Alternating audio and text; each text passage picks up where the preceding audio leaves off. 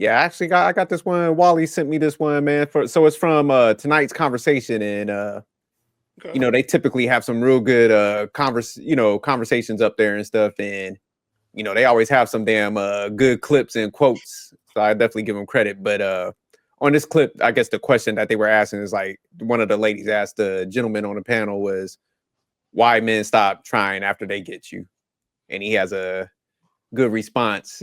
So I'm gonna go ahead and play this and stuff. Shout out to Wally for finding this. Why do men work so hard to get you? And then when you finally get them a chance, they won't put in the work to keep you. Oh, sometimes it don't there when we get there. Damn. Yeah, no, I'm tired of not leaving the Yelp reviews, bro. Y'all need to stop going quietly. I'm not saying this about every woman. I'm not saying it's a majority. I'm not saying none of that. Matter of fact, I'm not saying it's the woman at all. Perhaps I did everything that I did. I pursued you, and once we got into an intimate enough environment, we realized this is where we should stop. We don't belong anywhere closer to each other than what we've gotten so far. As a matter of fact, this is a perfect time for us to get off the boat without crashing. Why do men? Yeah, he kept the real on that one. Yeah. So what? I'll go to Wally first on that one, man. What stuck out with that clip, man? Nah, it was just the breakdown, like how he just broke it down. I'm like, hey, sometimes it is that way. Sometimes, because think about it, like when you start off the going to go to the chick, I mean, it's like we all like mostly what everyone else say, right? It's probably because of the attraction, right? You more likely align with the attraction first. You went to go talk to her. Everything else, you finally talked to her. But now when you get into that environment of really being in it, you realize as much as beautiful you may be, as much as you may look good, this ain't really the fit for me. So instead of just milking this and thinking there's something there, let's just be real with ourselves. There ain't nothing really here. I just look at you and you're just really attractive. And honestly, I'm better off not wasting your time. Or at least wasting each other's time, because it's just like I look at that and I'd be like, honestly, whoever, like, from whatever experience she has for the reason why she asked that question, I would say the dude that actually did that actually did you a good deal, because better off him just staying there just because he gambled and chose to go after you versus just staying and versus just letting you go and realizing this wasn't what I thought it would be, because at first I fantasized about you this way, but reality, being with you and everything else, I realized that we just are not two of the same pods. We're two different people, really. And there's nothing that really keeps us together. So it's like, hey, let's just move on our separate ways. I don't see nothing wrong with that. Yeah, no doubt. All right, Stan, did you agree with the clip? Yeah, knowing with that guy, I like when he talks, like he's down to earth. Yeah, I forgot his name, man. Damn. But yeah, I do like his responses, man. He definitely pretty solid. I think what it goes on for women is the reality that it don't work, because the shoes on other fit. Oh, the shoes on the foot. My bad.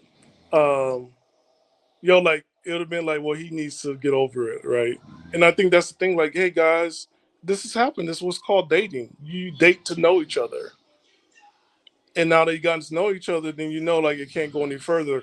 Not everybody that you meet is going to be the one. A lot of times you just meet that person, you explore, and then you get to know about yourself. And I think that's the part that people don't look at. You're more concerned about this person that left, but how you were with that person. Like, if you were honest with yourself, did you really like this person? Or did you like what this person exposes you to?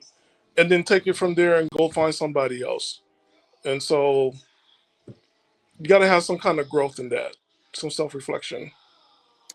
Yeah, no, I like this clip, man, and I like the question she asked, man, because I think this is where like guys are starting to kind of speak out with all the like whatever movement that's out here, red pill, MGTOW. And then I just think, man, a lot of females, because even the video we did with the one where we did the response, where we're kind of telling them like females, a lot of y'all are just becoming bad investments. A lot of them are just like, nah, man, it's just facts. They're too demanding. It's just like you're difficult to deal with. Bad. Everything's got to be about you, kind of self-centered. And I think guys are just finally starting to speak out. I like what he said. Like, man, y'all got to start leaving Yelp reviews because, man, we got to start telling people, kind of, because it's like I see a lot of good looking females out here and they're confused. Like, man, why don't nobody want to be with me? It's like, man, we could literally boil it down to a few things. Like, you got the looks, you keep yourself in shape, you probably got a shitty personality, you're very demanding. You're difficult. You make everything about yourself, and I think that applies to a good majority of them, where guys are just getting burnt out because this is what females don't fail to realize. It's like, man, we go out here, we have to deal with our own shit too. We go to work, we got to deal with those different dynamics there. If people have kids, they got to deal with them dynamics, and then if you're with a female, she's like bringing some different dynamics also, and it's just like, man, at a certain point, if she's like has all these crazy demands, these females online, like, oh, you need to pay for my bills now, on top of it. So they're sitting out here racking up debt and shit. They have this expectation. Then you gotta like be a shrink and a psychiatrist. Then on top of that, they want you like the video we were watching the other day, like, oh, he needs to bring even more solutions. It's like, all right, man. So I got all this shit on my plate and you could barely do anything for me. So man, dudes are just like, I'm good. Like if I don't take on that out, man, I could just keep my life simple. So guys are just choosing simplicity and they just don't understand that. So it's just like, yeah, we got to start turning that question on him. I like what he did. It's just like, nah, man, it just might not be worth it. So and I don't really that reality. Go ahead with 3. No, and I don't really blame him because here's the thing. It's either you're gonna be a companion, buddy, or you're going to be a sex object. You could choose one or other. And unfortunately, a lot of them become sex objects because they offer nothing, like no value to it. I'm not going to use no jargon this time about what you bring to the table because we already know where that's going to head to. But a lot of times, like for a guy who's been around with a lot of beautiful women, who interact, who talk to him, like they're the worst friends. They're not even friends, period, but they're the worst people to try to be friends towards. And most of the time they operate the same. They don't know how to have fun. They refuse to have fun. It's more like, hey, you need to take me out on a date, buy me food, and you get nothing more than that. And the thing is that like, okay, I understand like, how simps operate and they fall into that little bait and switch. But it's like, I guess most men, like especially in California, they do those type of things because they know they're not going to get anything, but now they just want to buy. You're buying the companionship, meaning you're buying their time. So if they're not feeling you in any of that type of way, like they're going to make you pay for it. They're going to charge you a certain amount. Now, even if you're that type of dude, and they want to be around with you, well, 9 times out of 10, you're just as boring as they are because you want to just sit back, just drink, smoke, don't do shit or whatever, right? And you're pretty much lazy. A lot of times, and I'm speaking for you California women, right? So, come at me if y'all want to. But that's why I don't get about like this, like, oh, you got to make like 6 figures. You got to have this really, well, first of all, right, don't you dare like talk about making 6 figures and then you're going to survive, right? I ain't even making that. But anyways, in California, right, like when you're dealing with these type of women, right, don't think that, okay, you making a certain type of money, right, is going to get these type of chicks. They look, especially like you being, well, I'm not trying to put race into it, but you being like a certain type of man, right? And they already having that type of stereotype with at you. They expect for you to be like a Pookie and Ray Ray. They expect for you to be kind of like a person who's in that struggle type of feel, but at the same time, you're out there in the streets or whatever. So if you're like that type of dude, right, that is hyper aggressive or whatever, where they look at it like it's masculine, they're gonna accept you no matter what. They don't care about if they're making more, you making less or whatever. Just as long as you could be able to take them out on these little dinner dates, that's all they really look for anyway. And if they're single moms, if you're the type of person, right, that you could still like provide for them in some type of degree, I'm not talking about like with a whole bunch of resources, like as far as with money. But if you could provide them with some dick or whatever, right? So they can. That's all they really look for. Didn't I say what I said in the other segment? Straight up, Berkeley, San Mateo, San Francisco, they will go to Oakland on 73rd and get a guy. Man, what is it, like 2% of them? Man, that don't be happening in those droves, man. I'm telling Oh, no, go to Palo. East Palo Alto is the South Bay of Oakland. It's the Oakland South Bay. EPA. But basically, it's close to San Jose. It's the hood. But I was just saying, like, what is for women, what is different what it is for men. Like for men, you don't have to provide as much, but women want to support you a lot.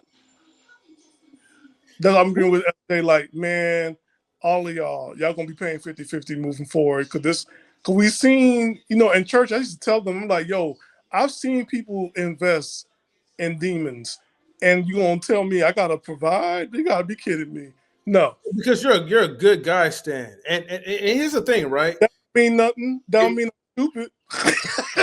Well, no, but see what I'm trying to educate to, like the ones who's not in Oakland and in the Bay Area, if you're a good dude, you're gonna be in a whole lot of trouble if you're expecting for you to meet the majority of good women. I'm just talking about in the Bay Area. I'm not talking about LA or whatever. I'm just saying just in the Bay Area, California. So if you could adapt and just take things like, slow, like for the ride, like let's say for me, yeah, I'm a good dude at heart, but most likely 9 times out of 10, because these people are not my wives anyway, I'm gonna fuck up your life or whatever. If you choose like to be with me, like, I just give you a fair warning. I don't take a lot of these women seriously, whether you have husbands or not, because by the end of the day, I've been around with a lot of you cheaters, and I don't mean to go on a rant, sophisticated jerk, but I've seen some things, some horrible things. I've seen things that have been happening to like my people as well too, where it's like, I'm gonna say Latino and white, mostly Latino, but I want to say Latino and white, okay? Where I've seen these groups of women, right? You get married to your husbands, then you complain to me about your husbands as if I give a shit. And then you want to spend time with me, but then you also want to mess with my homeboy who's also married. I'm not saying nobody, I'm not throwing nobody in the bus or whatever, right? But a lot of people are unfaithful when it comes to the Bay Area. So if you categorize me in a role where you're trying to put me as a sneaky link or whatever, right? I'll go on for the ride, but at the same time, I'm just warning you, your life is gonna get fucked up if you keep playing with your husbands like that. Ooh. But yeah, and that's what you have to kind of expect when you're going to like maybe from an area where you're from, and an environment where it's like you have like women of higher class and women that you could actually respect versus women that is like in a certain type of areas where it's like, yeah, they're middle class or whatever, but some of these women, and even the higher class women, they just don't give a shit. I don't know what it is about like the San Ramon and some parts of the Oakland, but mostly San Ramon area. It's like they're a little wild though. I'm just putting it out there. They're cool, they're uppity, but they're a little wild. Can I give everybody the price point to look at what we consider poor in our area? Yeah, go ahead, man. But we gotta start wrapping it up soon. All right, no problem. So poor in the Bay Area, California, is $140K a year. That's considered poor. Yeah, you guys got a high income. New York City like that too. But as far as class, I'm not saying like there's a big class like based on education. I'm just saying like people operate a little differently, man, based on like I say like certain areas and stuff. But it don't mean like they're better people and stuff. It just means like I said, as far as professional, as far as work and stuff. Like San Francisco, there's something called the Presidio. If you look it up real quick, those are the ultra rich. Like they will pay rent at $15,000 in cash, easy. We talking about these are families upon families in the Bay Area that are rich. So there is a class structure that's there. And if you're coming in, you do like, you're a scholarship kid, you go on to all the schools and you did everything well, then it's up to you to go ahead and find yourself a suitable suitor. And you can find that in college. Yeah, not UC Berkeley, but definitely Stanford, UC San Francisco. Like you will, like if you there, don't be wasting your time. You have San Jose State, like you gotta,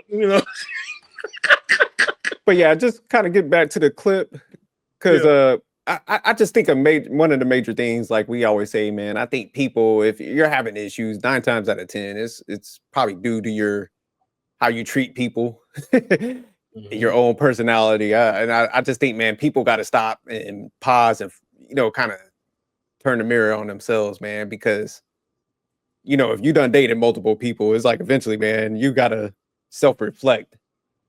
And I think that's the hardest thing for a lot of people nowadays. I got a question for you then. How does self-reflection works with self-love? Because the culture is about self-love. I'm going on this journey. If you don't, I'm putting out these boundaries. If you don't fit, then you're not it. But like, how do we get to that point? Because we've been bombarded with this message, and self-reflection seems a little like real therapy. Well, I just think, man, I don't think it's really that complex. I think the self-love shit is just a cop-out for people just to do more self-centered shit. Because it's just like, man, do you really need more self-love? Because if all the people, your interactions, you're having issues with you being self-centered and always demanding attention, demanding people do stuff for you, you got enough fucking self-love. So it's just like your issue is your personality. You're just too demanding, probably combative, argumentative. So it's just like self-reflection is pretty much just like, okay, man, you don't had enough like relationships and people are exiting off. And unless you're just purposely targeting bad people. And that's what I'm saying. If you're in a professional like environment, like I said, DMV, because a lot of people like work in there, a lot of high paying salaries just because of the governments around there. There's a lot of Fortune 500 businesses. So it's like, okay, there's a good pool of men that's educated, making a pretty high salary. So, okay, you're talking to these guys and you're still having negative results. So you can't really typically be like, oh, these guys ain't shit. They don't operate like this. They don't have good time management. So it's just like, okay, what issues are you kind of having at this point? Because it can't be them at that point because they're kind of, accelerating at a pace. They're hitting the gym and stuff. Because like I think DC and Arlington is in the top 10 fittest cities. So it's just like, if you can't get somebody in this type of environment, all right, man, you got to look at what's, causing these bad relations with other people. And that's where it's just the self-reflection is like, and it could be narrowed down for women. It's just like, man, you're too demanding in personality. It's just that simple. But see, they want to like, I think a lot of people, man, in America, we just love sickness and stuff like that. And we want a diagnosis. We want a complex diagnosis and we want a symptom for everything. And it just could be so basic because we want to sometimes turn it and blame it on other people's instead of facing ourselves. So that's why sometimes I do give pushback on therapy because I'm like, man, you're just a bad person and you're self-centered. You don't need therapy. Like, now, if they do have some major stuff like what you be advocating for, Stan, I agree with therapy, but a lot of people want to use therapy as a cop-out to kind of go and complain about other people. And it's just like, motherfucker, you're just selfish, and that's where like I think therapy people is like, nigga, you ain't got no problems. You're just a self-centered bastard. You want all the attention. You're annoying as fuck. Go out there and change, goddammit. We don't need I don't need to charge you. Huh? That's why they're there. They're there to take the quick check and then to tell them you ain't shit. You need to motherfucking realize it and open the mirror and realize you're just a piece of crap. I mean, if you just want to be blunt with it, I mean, that's what it really is. They can't take that because they already they have no choice. They have no choice. Yeah, no choice. You Haitian for real. they have no choice. No, I'm gonna be honest with you. If you want to talk about like the idea of self-love or self-reflection, Yeah. The thing is this: is like sort of like what Jerk said, right? Just being able to look in the dang mirror and tell yourself That's what it. it is. Like really, like when you got to really sit. I think the problem is people want to act stupid, but they want to sit here and say they're smart. How the fuck can you be smart if you can't even figure out your own freaking problems? Okay. Yeah, a lot of people just, man, they refuse to look at themselves, man. They'll like you. I like what you were saying earlier, Stan, where it's just like, man, they'll fixate on everybody else and everybody's the problem, but they're not gonna look at themselves, and it's just like, man, how much time are you gonna waste like trying to blame everybody else? Because